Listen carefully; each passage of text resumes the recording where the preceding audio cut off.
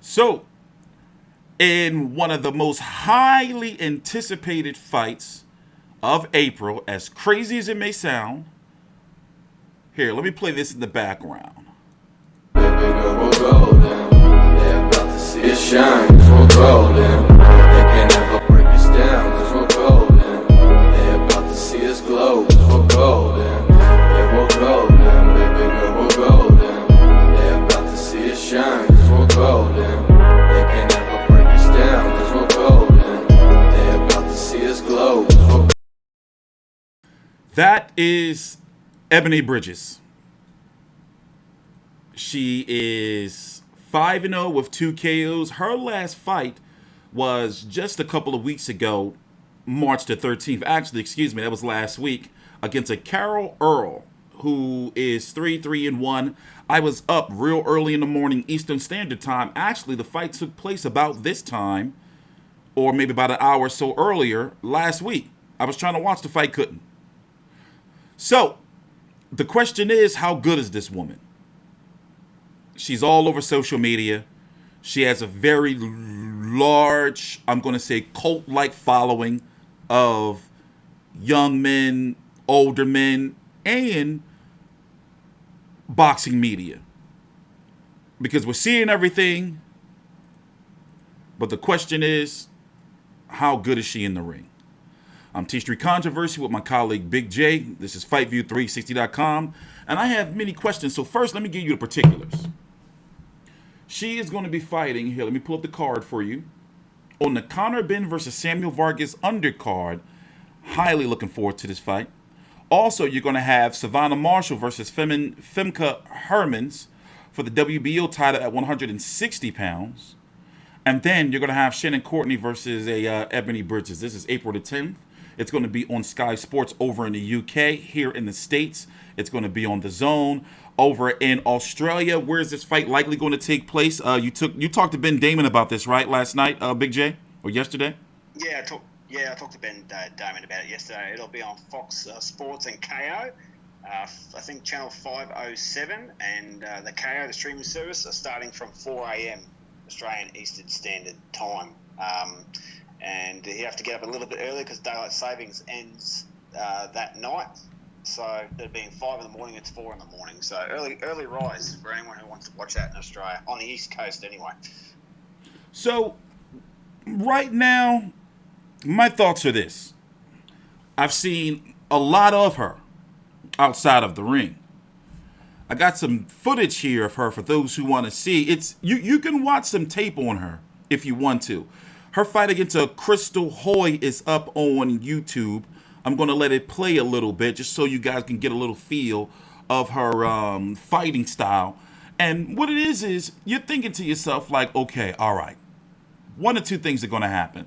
If this girl wins, she's going to gain a whole shitload of more fans because now she's on a global scale with the zone fight against Shannon Courtenay. We're going to talk about her in a minute because I've covered her before in the past as well.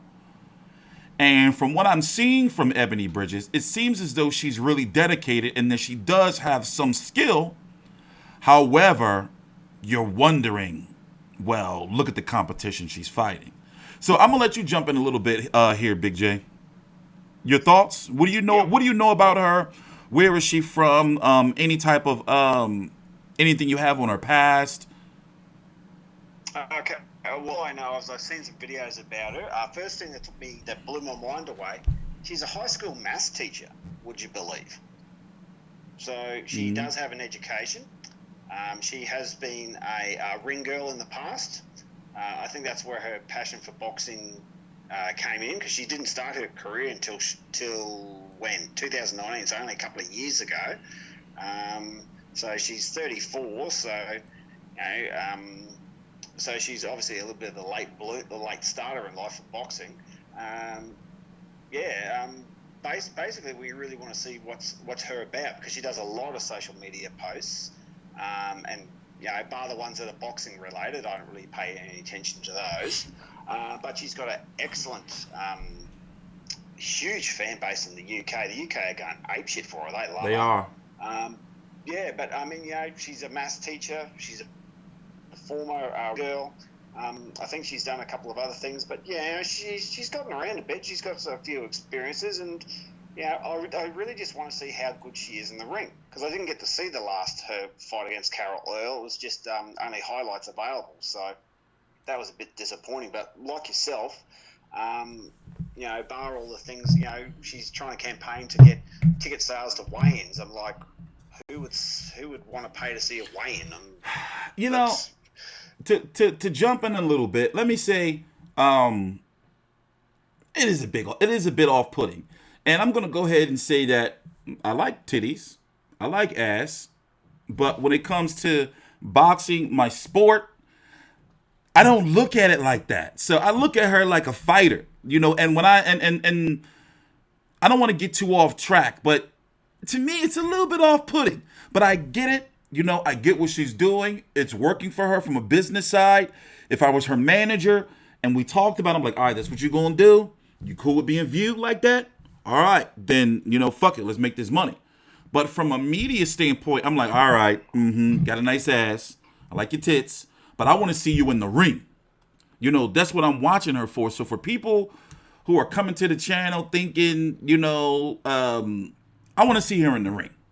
Period. I'm only interested in her boxing ability. I'm really interested in her boxing ability and how she conducts herself inside the ring, and even her trash talking if she does any. That's what we're interested in. Yeah, actually, yeah, that's true. So I feel a little bit that I see what she's doing in regards to if you understand my terminology, pandering to the simps.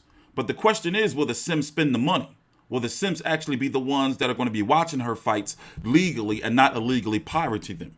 That's are she transitioning these her fans, and not all of them are simps. I'm just saying there's nothing wrong with admiring a beautiful woman. All I'm saying is, will that transfer over? And that's remains to be seen, because we have to talk about what if she loses to Shannon Courtenay? What if she loses? That's exactly right. I mean, she's bringing in all this huge male demographic. Like, you look at her social media, like, how many of those would actually stick around and actually watch her box? Yeah, for real. For real. They might watch the weigh-in, but do they actually watch the fight? Yeah. So, significant question. We're not interested in the weigh-in. Hold on, Jay. Weight. Alexa, stop. Apologies, guys. That was my alarm. All right. So what was you saying, Jay? I said, me and you are only interested in the weigh-in, the fact that she makes weight. Correct. I had no interest in what she's wearing. So she needs to wear whatever she needs to wear to get the weigh-in done. Great. Move on to the fight. Well, so, see, I have to admire from a marketing standpoint. I do admire it. So that's why I'm trying to keep all right, my promoter hat on, and I'm like, all right, my manager hat, and I'm thinking, but she's got to make sure this transition's over. So let's talk about who she's fighting. She's fighting the Shannon Courtenay, 6-1 with 3 KOs. I've covered, and actually I've watched all of her pro fights since she's been with. What's your opinion? Sorry to cut you off. What's your opinion on the Rachel Ball? Because a lot of people thought that Shannon actually won that fight. There's a bit of controversy around that. I don't been studying and reading. A lot of people thought Shannon won that fight. I don't remember, but I do believe I had Rachel Ball winning because of the knockdown. I believe it was the knockdown of Shannon Courtenay that really sealed the deal for me. And it was, put it this way, I feel that it was Shannon Courtenay's fight to lose. That she lost the fight, if that makes sense. That Rachel Ball, she won on paper, but it was Shannon Courtenay's fight to lose. But one thing we know about Shannon Courtenay is, if you watch her fights, she's a high volume pressure fighter. She's coming right at you. And also, she has some controversy of her own, because she put out some very, very distasteful tweets years and years and years back. Let me go ahead and first say that I'm all against the cancel culture. I'm not for someone losing their job or whatever, or their way of life, because they put out some tweets when they were a kid, or where their mind wasn't fully developed. So, she put out some distasteful tweets. Do I think she's a bigot? How long ago was this? I would think it was before she signed with Matchroom. I'm not going to pull her tweets up, but if you look them up, if you Google Shannon Courtenay tweets, or if you go to the Twitter search Shannon Courtenay tweets, some shit gonna pop up. Now, basically, it's really, really dark humor. That's the way I look at it. You know, because I got a dark ass sense of humor too. Exactly, but you know how the cancel culture is. So well, we've got better things to do. Didn't worry about them. yeah. So what I had to do was, but I had to bring it up in case people would come in the channel and be like, "Oh, well, TstreeT, what'd you think about?" You know, because she said some things about people of color too. You know, wasn't like racist, but let's just leave it at that. The point is, Shannon Courtenay also, you know, is on, you know, some thin ice as well. And she also has a lot of things to prove. But since then, she has fought against a Dorota Norick. That was when she moved down to 118 pounds, skipping the 122-pound division as a whole. By the way, it's important to point out that that's where Ebanie Bridges fights. I'm guessing both of these women are planning to capture a title at that bantamweight division. So when I look, at according to BoxRec, and for those who don't follow the sport, it is extremely difficult to keep up with women's boxing rankings in regards to the sanctioning bodies, WBC, WBA, IBF, and WBO. So when you're looking at these champions, the only ones that really, really stick out, you know, I mean, you don't really know them, you know, or at least here in the States, I don't.